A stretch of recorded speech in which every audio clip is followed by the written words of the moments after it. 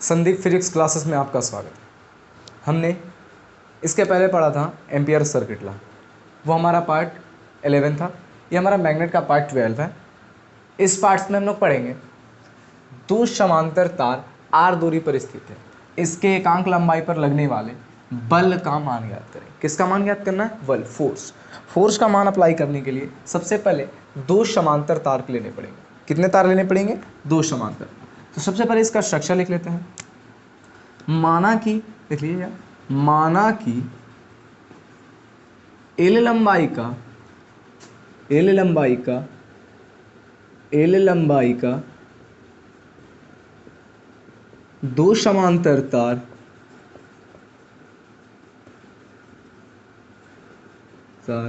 एक दूसरे से आर दूरी पर स्थित है। दोनों तारों से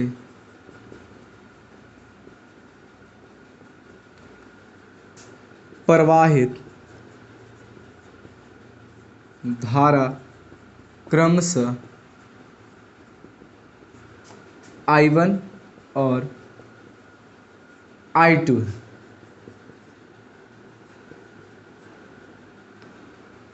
उसके मध्य बिंदु पर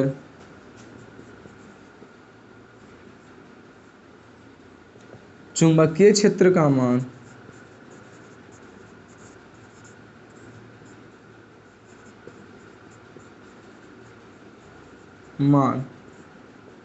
B है तथा उन दोनों तारों के बीच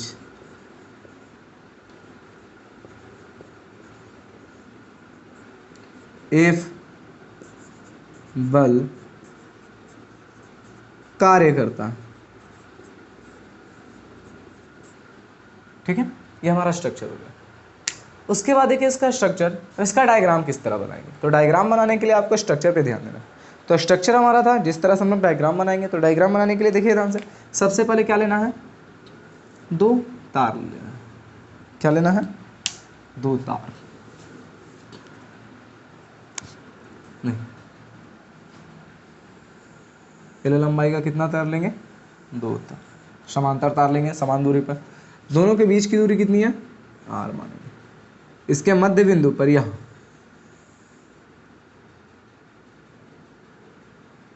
पर चुंबकीय क्षेत्र का मान कितना मान ले? बी मान लेते हैं। उसके बाद इससे I1 धारा प्रवाहित हो रही है और इससे I2 धारा प्रवाहित हो रही है। इससे I1 धारा प्रवाहित हो रही है, इससे I2 धारा प्रवाहित है। आप किसी को कुछ भी मान सकते हो। चलिए यहाँ पर भी चुंबकीय क्षेत्र का मान, एक मिनट, जैसे हम लोग यहाँ पर दो चुंबकीय क्षेत्र का मान लिख सकते हैं। दो रेखा है तो यहाँ पर भी चुंबकीय क्षेत्र का मान हम लोग रख सकते हैं। तो यहाँ पर मान लेते हैं B1, या मान लेते हैं B2। तो ये जो चुंबकीय क्षेत्र का मान सिर्फ B है, वहाँ पर दो मान लेंगे, एक B1 मान लेंगे और एक B2। ठीक है, चलिए अब देखिए, लंबाई दोनों का कितना है? L है। दोनों के बीच का डिस्टेंस कितना है? R है। बस इसी तरह से हम लोग को बनाना था। सबसे पहले हम लोग निकालेंगे इसका, जैसे मामा, सबसे पहला जो निकालेंगे चुंबकीय क्षेत्र के बारे में, उसके बाद जो निकालेंगे वो हमारा आएगा चुंबकीय बल। सबसे पहले निकालेंगे चुंबकीय क्षेत्र, उसके बाद जो निकालेंगे चुंबकीय बल। या बोल सकते हैं I1 धारा के कारण चुंबकीय क्षेत्र का मान, I2 धारा के कारण चुंबकीय बल का मान। ठीक है, तो उसी तरह से देख लेंगे। चलिए देखते हैं। इसके लिए देखिए ध्यान से, पहले हम लोग स्ट्रक्चर को ध्यान से एक बार फिर से देख लेते हैं। माना कि L लंबाई का दो समांतर तार एक दूसरे से R दूरी पर स्थित है। दोनों तारों से प्रवाहित धारा क्रमशः I1 और I2 है। उसके मध्य बिंदु पर चुंबकीय क्षेत्र का मान B1 और B2 है तथा उन दोनों तारों के बीच F बल कार्य करता है। चलिए ठीक है, चलिए इसी के अनुसार से हम लोग बना लिए। अब इसको देखिए कैसे हल करते हैं। हर पॉइंट को नोट करते चलिएगा। देखते हैं, सबसे पहले हम लोग निकालेंगे I धारा के कारण चुंबकीय क्षेत्र। I धारा के कारण क्या निकालेंगे? चुंबकीय क्षेत्र। I से बोल सकते हैं I1 धारा के कारण चुंबकीय क्षेत्र। ठीक है, उसी तरह देख लेंगे I1 धारा के कारण चुंबकीय क्षेत्र। तो चुंबकीय क्षेत्र का मान हम लोग जानते हैं,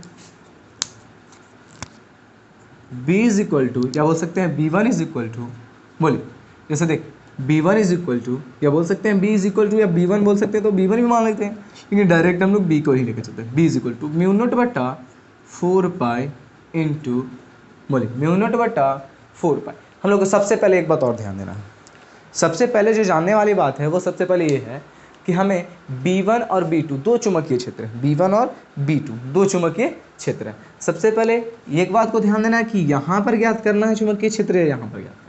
हमने ज्ञात किया I1 धारा के कारण चुंबकीय क्षेत्र, तो I1 धारा के कारण इसका मध्य बिंदु पर चुंबकीय क्षेत्र है, यहाँ भी मध्य बिंदु पर ही चुंबकीय क्षेत्र है।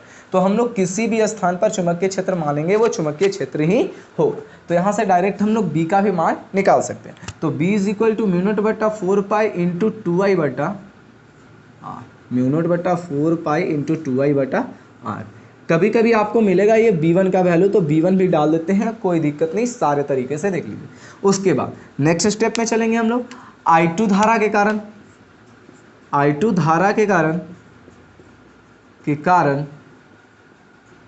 I2 धारा के कारण किसका मान निकालना हमें, बल का मान। I2 धारा के कारण बल का मान, चलिए ध्यान दीजिए,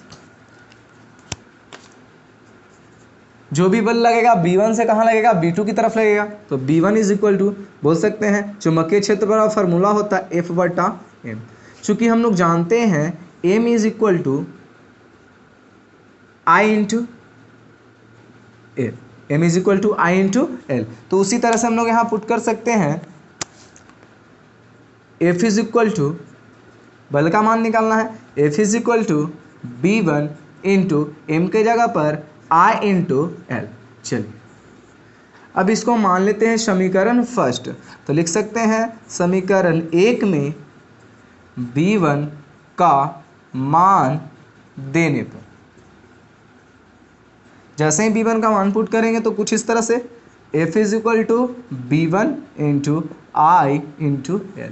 तो देखिए F के जगह F B1 का वैल्यू है म्यू नॉट बटा 4 पाई इंटू I बटा 2I, सॉरी 2I बटा R इंटू फार्मूला वाला, यहाँ बोल सकते हैं यहाँ वाला I।